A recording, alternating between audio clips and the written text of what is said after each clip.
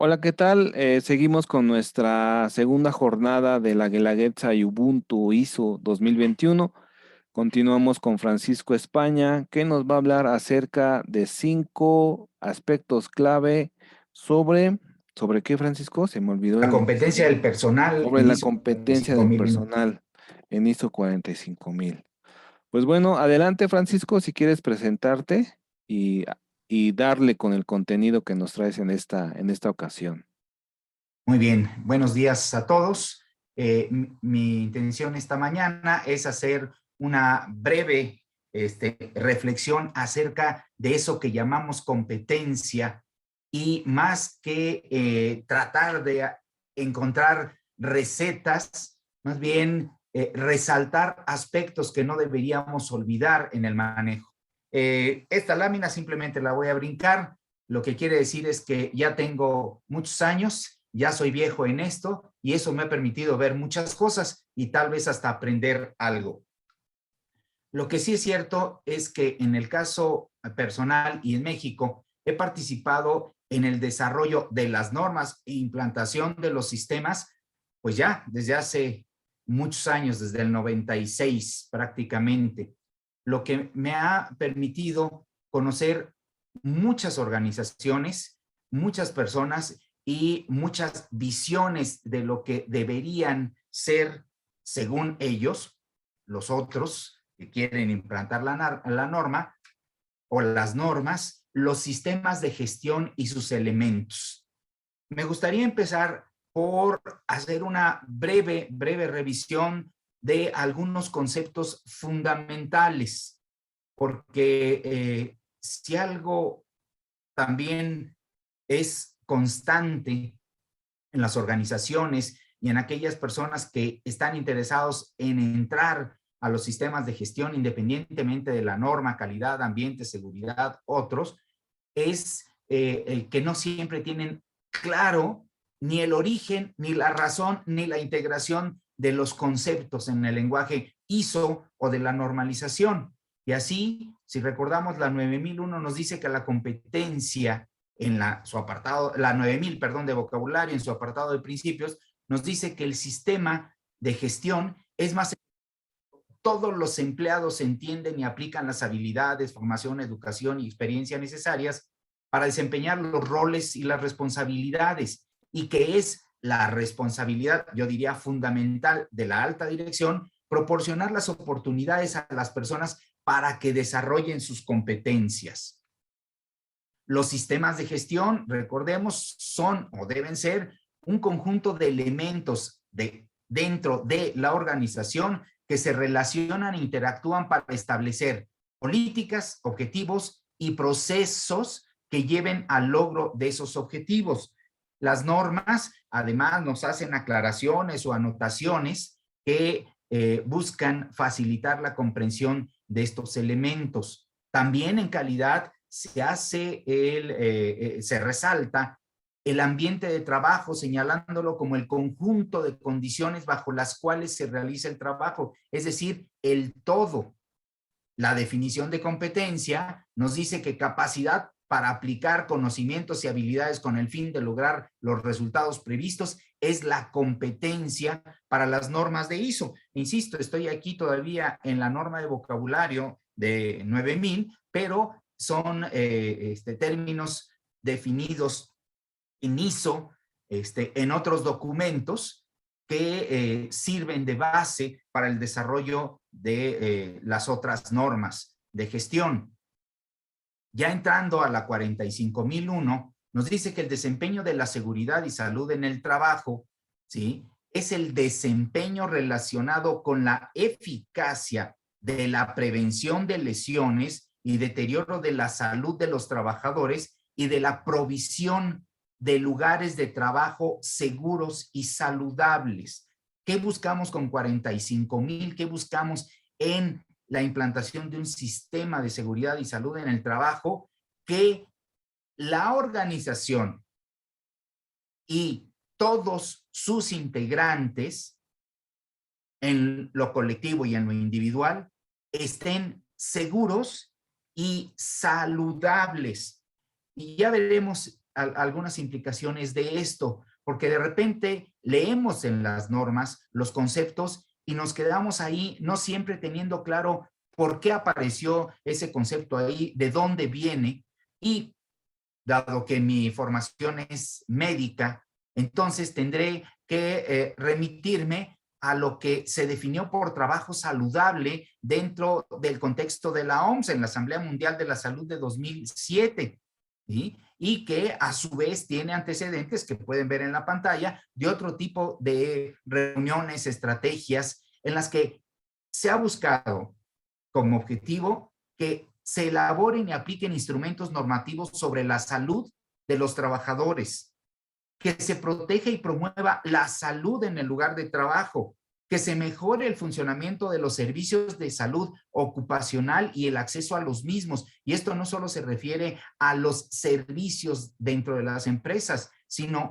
en los estados, en los países, que se proporcionen datos probatorios para fundamentar las medidas y las prácticas. Estamos hablando de documentar los registros, la información, así como integrar la salud de los trabajadores en otras políticas públicas o internas. ¿Y todo para qué? Para lo que la definición nos dice, que es un lugar de trabajo saludable, donde los trabajadores y el personal superior, léase directivos en cualquiera de sus niveles, colaboran en la aplicación de un proceso de mejora continua para proteger y promover la salud, la seguridad y el bienestar de todos los trabajadores y la sostenibilidad del lugar de trabajo. Estamos hablando de una cooperación, una colaboración que tiene que partir de un compromiso colectivo en la organización. Y eso se dice fácil, pero tendríamos que entenderlo de una manera amplia, y en realidad tendría yo que decir muy amplia, dentro de las organizaciones y dentro de la mentalidad de cada uno de nosotros que somos trabajadores. Todos somos trabajadores, no importa el nivel que tengamos dentro de una empresa. El que no es trabajador es el único que no trabaja, y déjenme decirlo así, se la pasa rascándose la barriga y viviendo de sus rentas. Cualquier otro que realice alguna actividad para una organización, independientemente del nivel en el que se encuentre, es un trabajador. Y entonces, cuando queremos hablar de un lugar de trabajo saludable, deberíamos de considerar los temas de salud y de seguridad en el entorno físico del trabajo, los temas de salud, seguridad y bienestar en el entorno psicosocial del trabajo, incluida la organización del trabajo y los aspectos culturales que participan en el ambiente laboral, los recursos de salud personal en el lugar de trabajo y las maneras de participar en la comunidad para mejorar la salud de los trabajadores, sus familias y otros miembros de la comunidad. Hay un aspecto que a veces olvidamos. Las personas son las mismas personas dentro y fuera de su trabajo. Y las circunstancias dentro del trabajo afectan sus circunstancias fuera del trabajo y viceversa. Entonces no podemos hablar de trabajo saludable, de personas saludables, de comunidades saludables sin entender la integración. Dicho esto, entonces ahora desglosemos un poco lo que es o son las competencias, y nos dicen diferentes autores que a final de cuentas es la capacidad o conjunto de capacidades que se obtienen por movilizar, combinar, integrar e interrelacionar conocimientos, habilidades, actitudes, valores, motivaciones y destrezas, además de la disposición, el querer hacer para aprender y saber.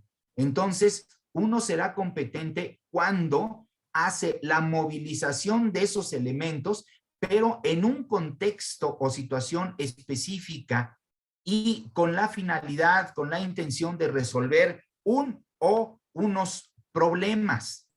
En la competencia debemos integrar los comportamientos sociales, y debemos comprenderlos, las habilidades cognitivas, psicológicas, sensoriales y motoras que nos permitan llevar a cabo el desempeño de la tarea, ¿sí?, en la forma en que se espera que resulte. El solo conocimiento, la práctica, no son separados lo más eficientes. Tenemos que integrar el saber hacer y el saber ser. Típicamente cuando se habla de competencias nos referimos a las descripciones dentro de las escuelas y se habla de las competencias básicas en educación que aquí podemos ver y que son fundamentales, son indispensables para el desarrollo personal y para aprender alguna profesión, alguna actividad, tener herramientas que nos permitan enfrentar la vida, ¿sí?, de forma satisfactoria ya en la vida productiva o vida adulta, pero no son las únicas. Tenemos otros tipos de competencias que se han ido, digámoslo así, describiendo, que no descubriendo, ¿sí?, en el hacer diario. Tenemos las competencias institucionales, es decir, las que requerimos para participar dentro de nuestras organizaciones, los valores de la organización, las creencias y filosofías de la organización, de la comunidad inclusive, visión organizacional, códigos de ética o de conducta. Tenemos competencias transversales que están implícitas o se desarrollan en el ámbito laboral o que se requieren desarrollar en el ámbito laboral. Orientación al logro por objetivos, proactividad, rigurosidad, flexibilidad, innovación, capacidad para diagnosticar, empatía, solución de problemas, toma de decisiones, comunicación, organización del trabajo, gestión del tiempo, adaptación y tolerancia a diferentes entornos culturales, integración, iniciativa, flexibilidad y podríamos todavía agregar algunas otras.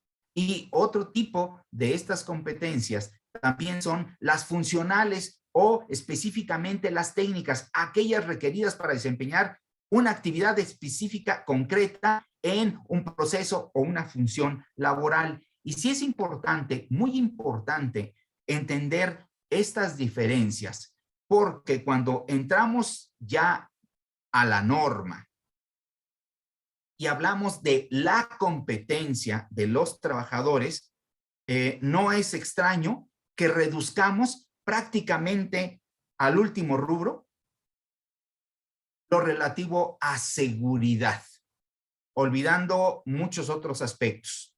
Y regresaré en un momento por eso, pero entrando fundamentalmente entonces en la primera clave en la lógica de la propuesta de esta presentación, pues la primera clave es que tenemos que conocer la norma, tenemos que entenderla. Dentro de la organización tenemos que explicarla, pero tenemos que conocerla, entenderla y explicarla desde una perspectiva integral de la norma e integradora de la organización y de otros documentos. No es nada extraño que alguien toma una norma de sistemas de gestión y se olvida, para poner un ejemplo muy simple, que existen otros documentos de las mismas series. Y nada más para poner el ejemplo, 45001. Hoy ya tenemos una 45003 y una 45005, que en mi experiencia de auditor y de asesor, incluso de instructor, que tengo relación con auditores y con personas que están trabajando con esto, ni siquiera se han planteado la posibilidad de usarla.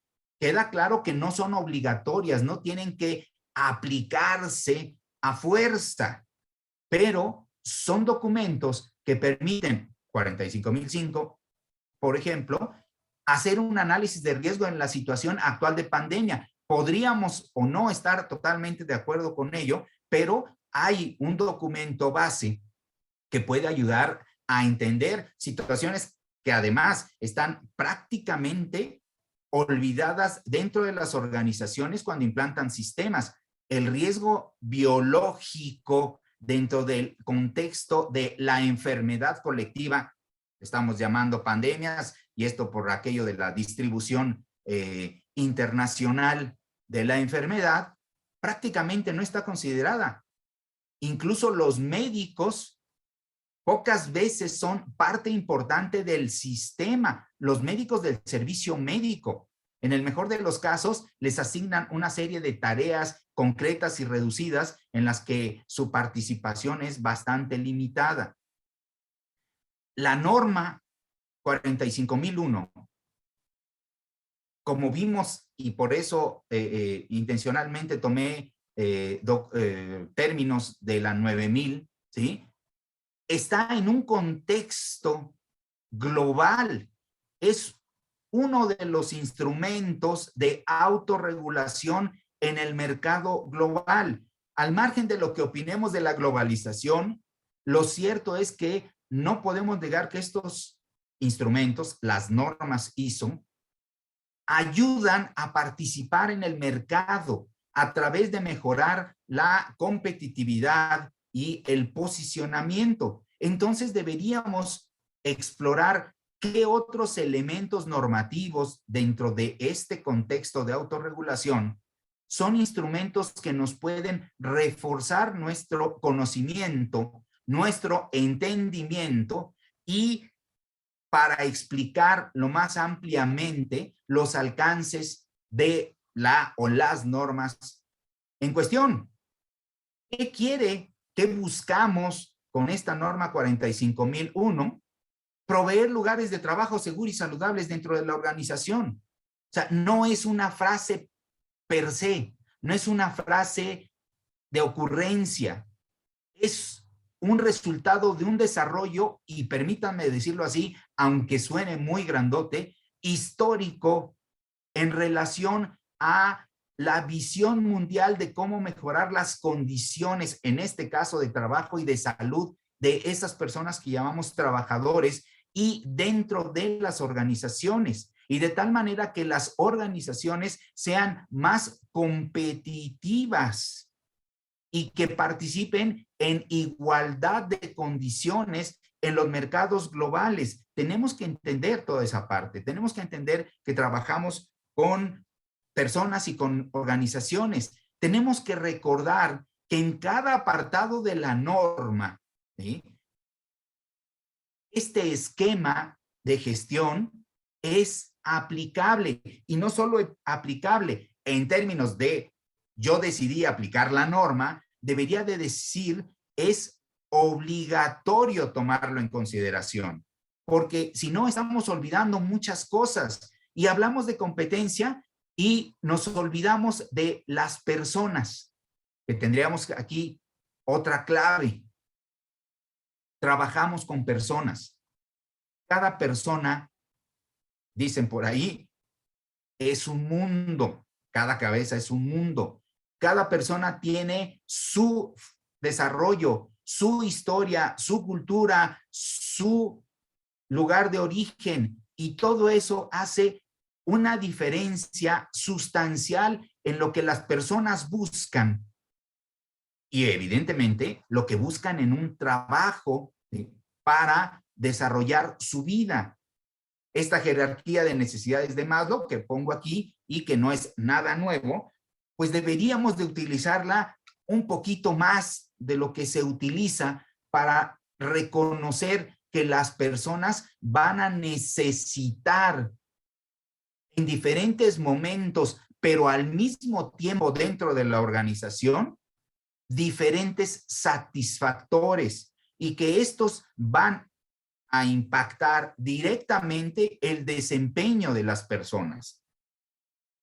Personas que llamamos trabajadores y con los que nos tenemos que comunicar, pero comunicarnos de tal manera que logremos un intercambio efectivo de ideas, opiniones, sentimientos, y busquemos modificar las actitudes. Finalmente, para eso nos comunicamos. Y si estamos hablando de comunicación en seguridad, estamos buscando que las actitudes que no son seguras se cambien por otras que sí lo sean. Pero suponemos que la comunicación, y ahora cada vez más frecuente, puede realizarse a través de un solo medio. WhatsApp. Conozco más de una organización donde toda su comunicación está basada en un solo medio, o el correo electrónico, o el WhatsApp, o ya no diré cuáles otros nombres porque sonarían más a comerciales. Pero se olvidan las organizaciones, se olvidan las personas que la comunicación requiere de una serie de condiciones para superar las barreras que se pueden presentar entre las personas para ese intercambio de mensajes, ¿sí?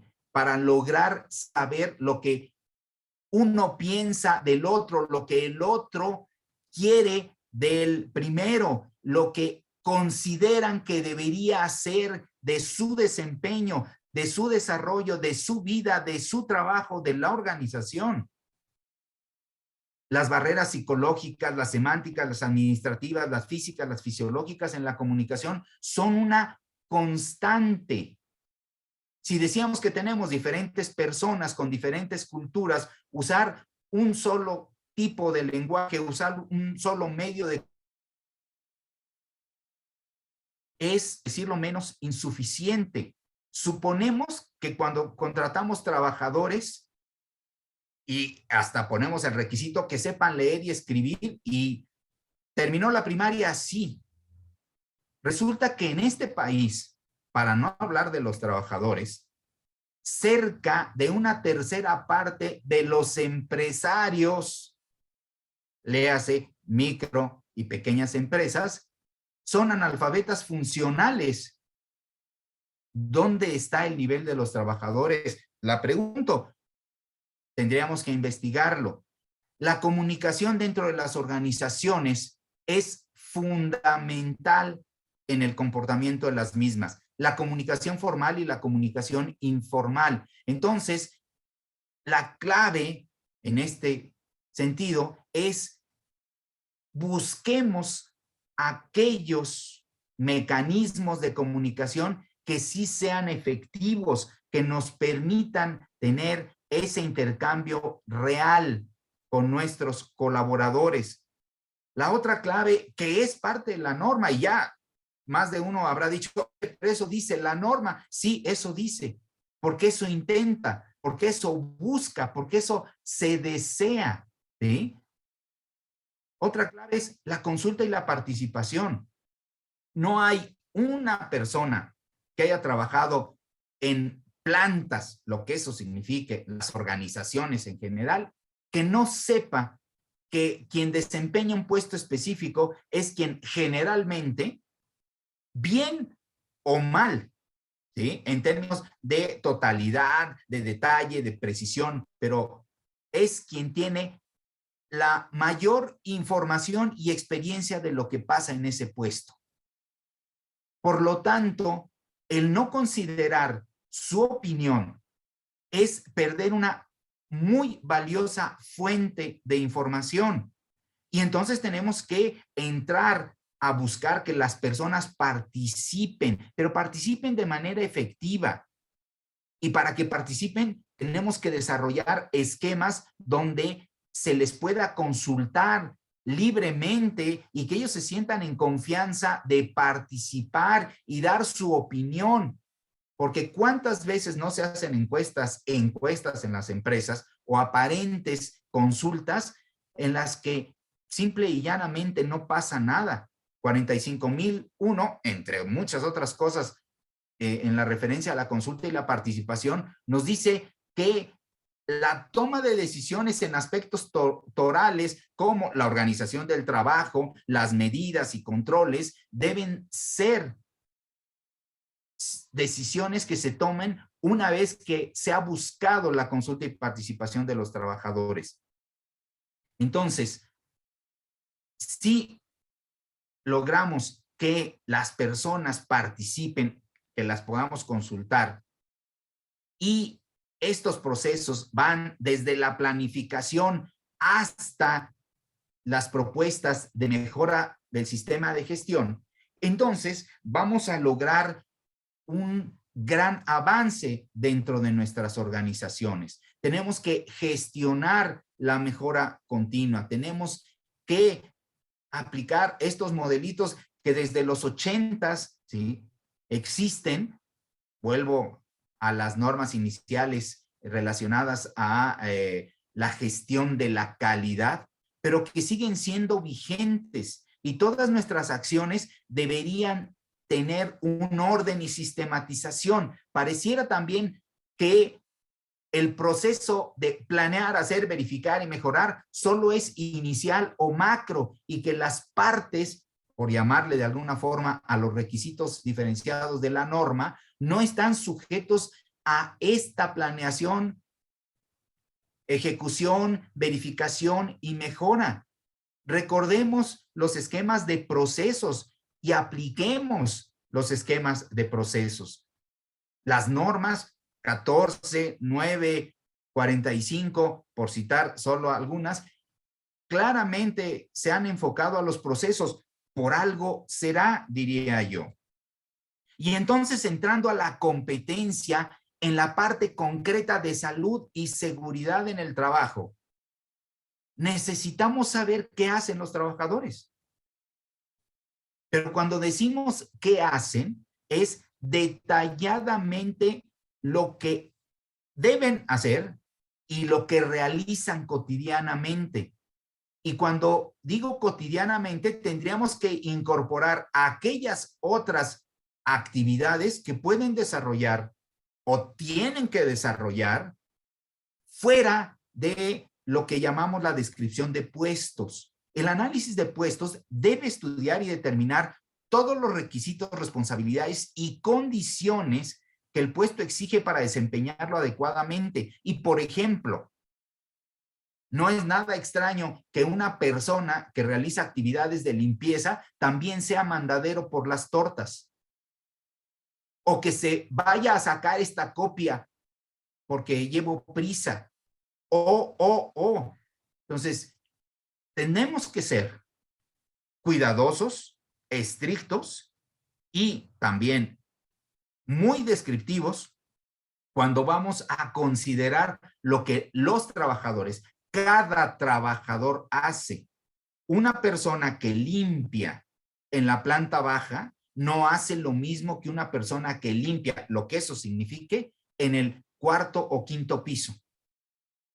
Empieza a haber diferencias y es muy común que en las organizaciones homologuemos las descripciones de puesto, vamos, yo diría hasta reduzcamos las descripciones de puesto al mínimo minimorum, de tal manera que siempre dejemos una frase amplia al final y todo aquello que se le ocurra al jefe, patrón, director o lo que sea. Eso no se vale en salud y seguridad cuando lo que quiero es saber cuáles son las actividades, porque la propia norma me lo dice. Alguien se preguntaría, bueno, ¿y para qué quiero saber eso? Muy sencillo, para identificar los peligros y hacer el análisis de riesgos correspondiente y después conseguir la competencia del personal. La competencia de cualquier trabajador va a involucrar que pueda identificar los peligros, que pueda aplicar las medidas de control, que eventualmente tome decisiones como retirarse o participar o solicitar recursos, ayuda, colaboración, etcétera, etcétera, para que un riesgo latente potencial no se convierta en un daño, ¿sí? Heridas, pérdidas materiales, etcétera. El nivel de competencia en salud y seguridad requiere que en cada puesto se describan los roles, las funciones, las responsabilidades y la autoridad que en materia de seguridad salud y seguridad, debe tener cualquier trabajador. No es suficiente con que le digamos, si tú ves un riesgo, lo que eso signifique, repórtalo. Sí, ni caso me hacen.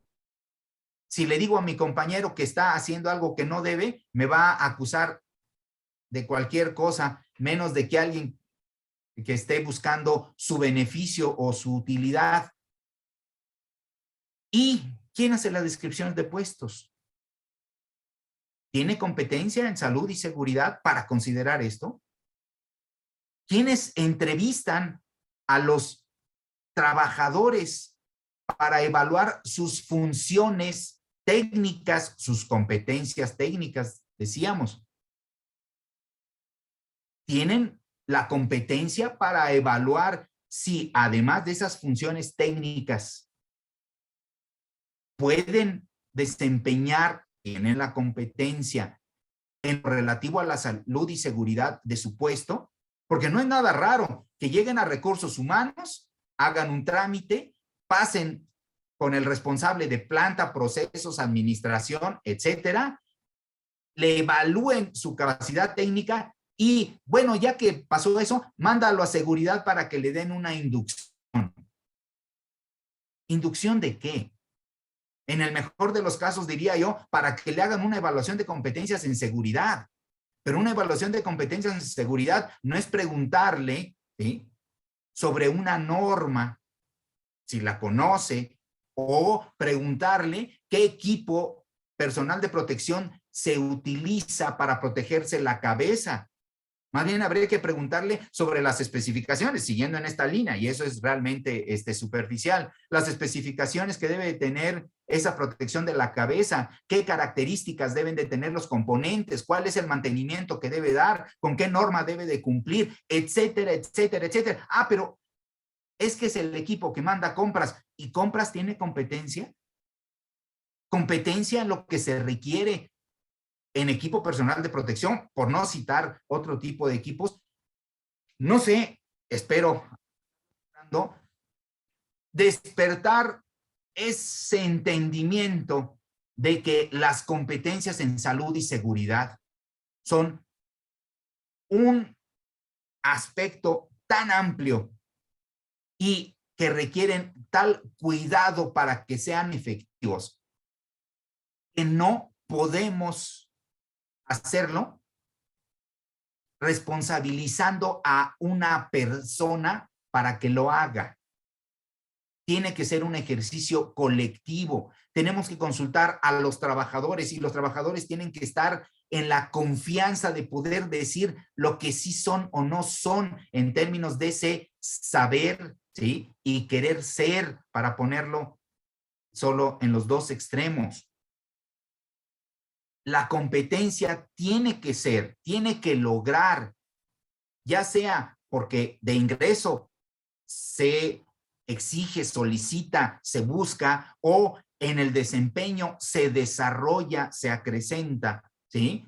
Que los conocimientos, habilidades, capacidades, valores y experiencias confluyan en el momento apropiado, en el lugar apropiado para prevenir daños y generar confianza, certidumbre. ¿Certidumbre en qué? Podríamos hablar de la definición de riesgo, pero en este caso simplemente me regreso a lo inicial. Certidumbre de que tengo un trabajo seguro y saludable. Y cuando digo trabajo seguro y saludable, también tendría que ir más allá. Un hipertenso fuera del trabajo va a ser hipertenso dentro del trabajo. Necesito saber qué es y cómo se controla y necesito ayudarle a que se controle. Y podríamos hablar de diabetes o podríamos hablar de cualquier padecimiento. Es la misma circunstancia. Tenemos que entender que las personas viven y que el trabajo es parte de su vida y las organizaciones, ¿sí?, funcionan, viven por las personas con sus atributos y deficiencias.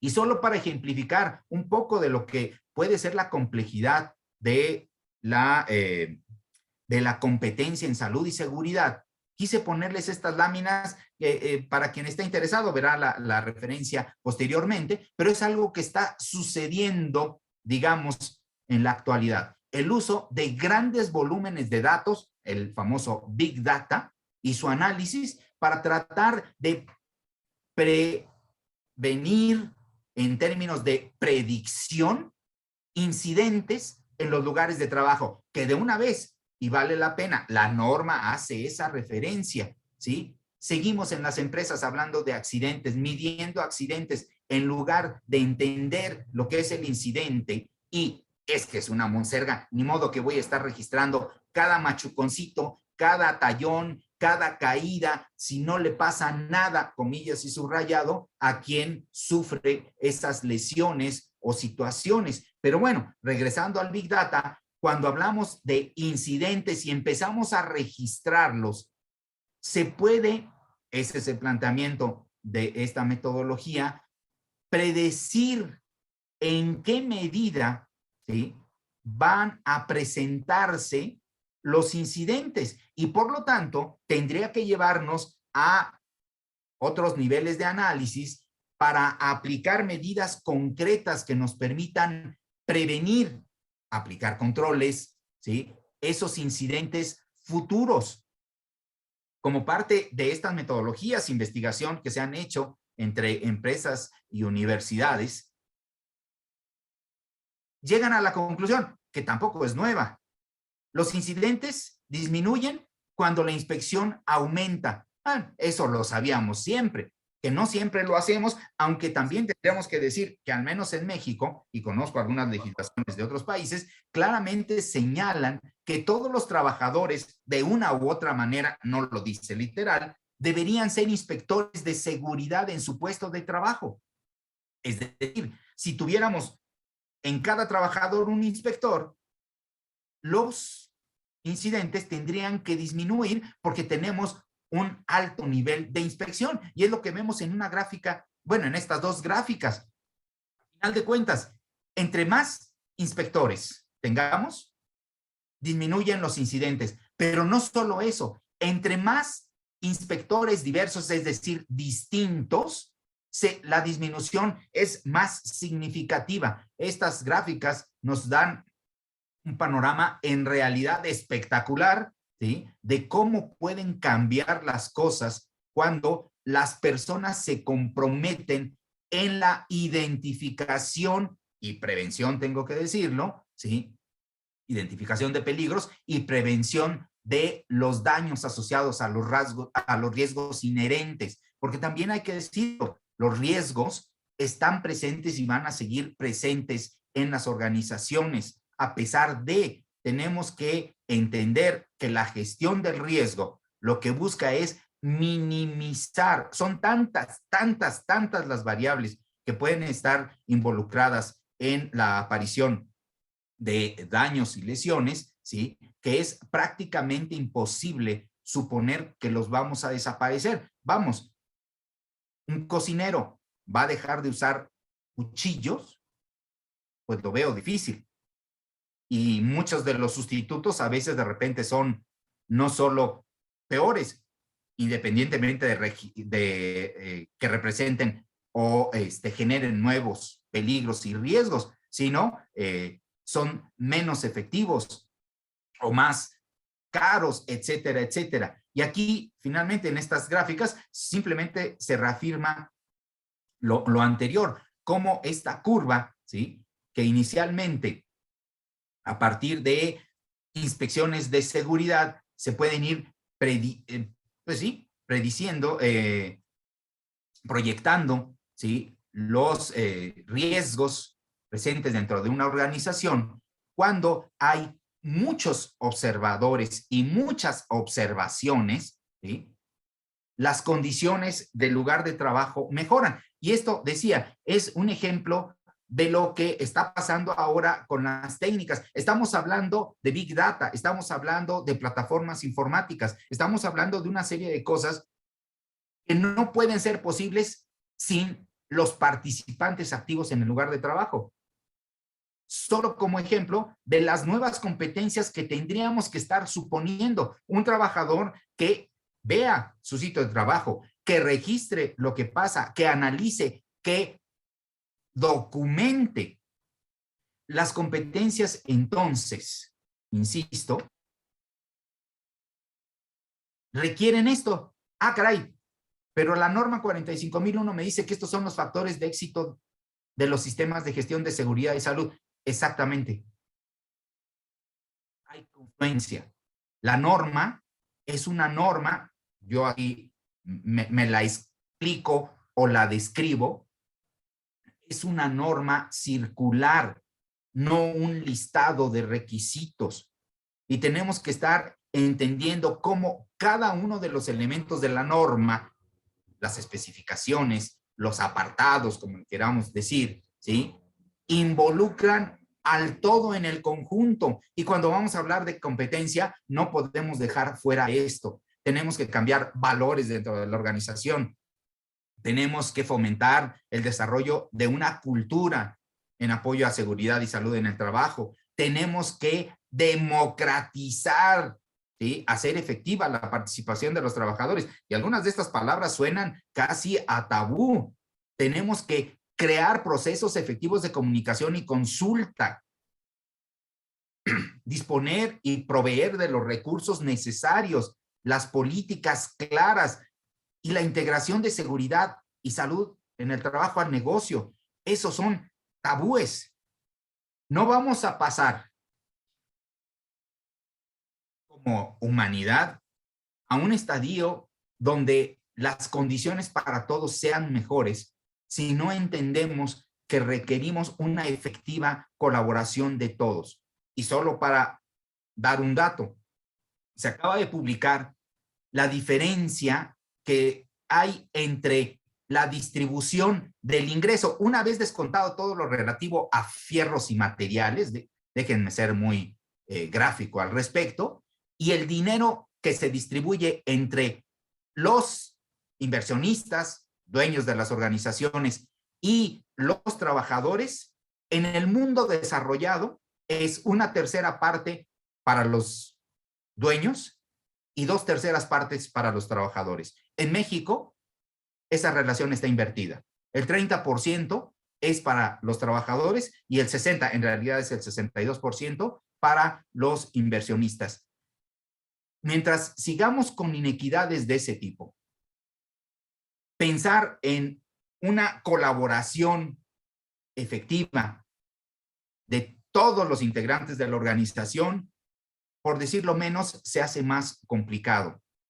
Tenemos que cambiar los paradigmas, tenemos que cambiar la visión, tenemos que cambiar los valores y debemos entender que las cosas unidireccionales, mecánicas, automáticas, no son suficientes. Vivimos una era de complejidad y tenemos que aprender a entender, analizar y resolver problemas complejos. Muchas gracias. Ok, Francisco, si quieres regresar la anterior diapositiva para ver si tienen algunas dudas, preguntas. Mira, aquí hay un comentario que nos indica Chris, dice, muy interesante lo que menciona el doctor Francisco, qué importante fomentar el desarrollo de las competencias blandas, que muchas veces no se toman en cuenta y que son fundamentales para generar un ambiente de trabajo adecuado. ¿Qué opinas, Fran? Pues es fundamental, pero también, como decía, lamentablemente, según